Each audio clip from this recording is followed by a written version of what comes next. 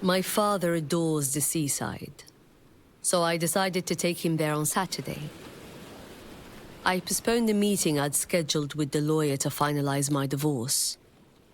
I went to the market on Friday and bought my father some blue shorts and a new hat. I knew how he loved the color blue, and I was afraid it might be our last trip together to the shore. When I took his hand, so thin and cold and wrinkled, a shiver ran through me. As we stepped slowly toward the door, he seemed like a stranger. The hand that had guided me to the sea in my childhood had been full and rough. How had that firm, warm grip turned into trembling skin and bones and veins? How had his body shrunk and his brain eroded, along with his powerful presence and the memory of his long life? How had life gradually trickled out of him? The last time I had seen him look like himself was on my wedding day, when he had shaved and put on an elegant suit and red tie. He looked at me that day with bitter disapproval, as he always did, though I never knew why. Though my father hadn't been burly or athletic, he was a tough and sturdy man. He walked for miles and swam often. He ate fish and enjoyed a beer. He would take me to the seaside, hoisting me into the air before placing me on his shoulders, my small legs dangling. But he had never bought me an ice cream, an ear of corn, or even a piece of cheap gum. And he never congratulated me on my high marks in school. He didn't know I loved to read and play the guitar, or that I was afraid of heights, insects, and being alone. He had no idea that I had panic attacks from brooding over the oblivion that awaits us after death, or that I wanted to be a radio broadcaster, not an engineer. He never asked why I chewed my nails or struggled with my weight. He didn't even know when I got my first period. Still, I didn't hate him. I loved him. Loved him with everything I had. Sometimes all it takes to adore our fathers is for them to put us on their shoulders. After all, love is a complicated thing and never logical. I loved his honey-colored eyes, his swarthy complexion, his rough hands and his dusty cement-spattered clothing. I cherished him as if he were my child, even feeling guilt when he suffered, as if I were the one who'd brought him into this harsh, unforgiving world. And when he smiled, I felt like I would be forever safe. I spread a colored towel out on the sand and helped my father sit down. Putting an Kulthum song on my phone, I began talking to him about my childhood. I always did this, and he always forgets. It's just white spaces in his brain now. His mind is as light as a cloud, liberated from the hurts of the past and fears for the future. He gazed at me, bewildered, sometimes smiling with his toothless mouth, and other times chortling like a happy baby trying to speak. Today, I asked him why he hadn't bought me a piece of cake and a soda for the party celebrating the end of first grade, but merely dropped me off at school, empty-handed to face the other children, as if I had no father at all. He looked at me with terrified eyes, as if I was speaking about someone else, before he crumpled up like an unhappy, fearful child. He said nothing. "Look how clear and sparkly the water is, Baba. You still love the sea?" His vacant eyes started to follow the waves. I wanted to ask why he hadn't let my mother come to the seashore with us. Why he had made fun of my childish walk. Why he hadn't removed the slender thorn that pierced my foot as we strolled down the beach. Why he hadn't picked me up when the blazing sand had scorched my feet one long ago summer. But it was pointless. My father recalls nothing of his old life.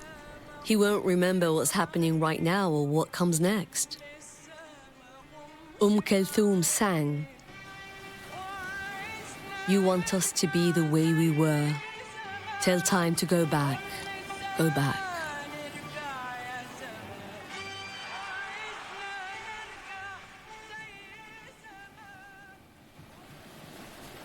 I covered his head with the new hat. He gazed around him with wonderment of a child discovering the world for the first time.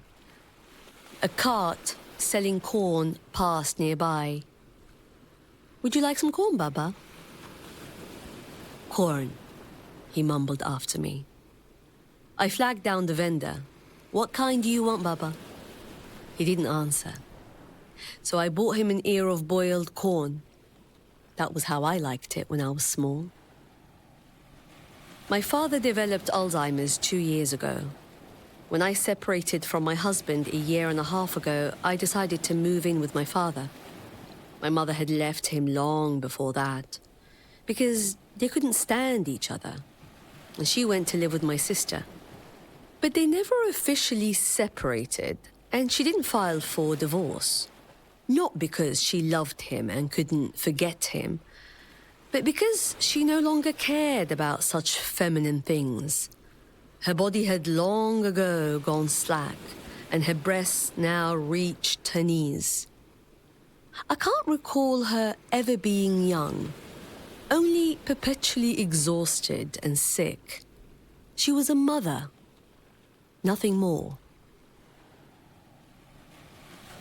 My father grasped the ear of corn and attacked it with gusto. He had forgotten everything. His past troubles and the youthful heroics he had been so proud of. By heroics, I mean the joints he used to roll when he was young and proudly puff in front of everyone. The brawls he won when drunk.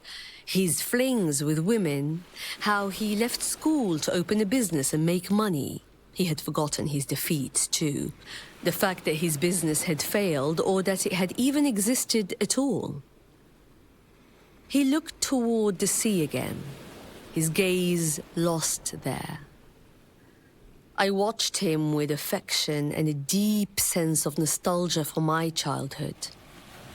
I didn't know if I was missing something in particular, or if I was just sad that it was over. I wiped my father's lips. He stared at me wide-eyed, as if he did not recognize me. I adjusted his hat and smiled at him as Kulthum's voice rose. "Find me a heart that's never known love, that's never been torn apart."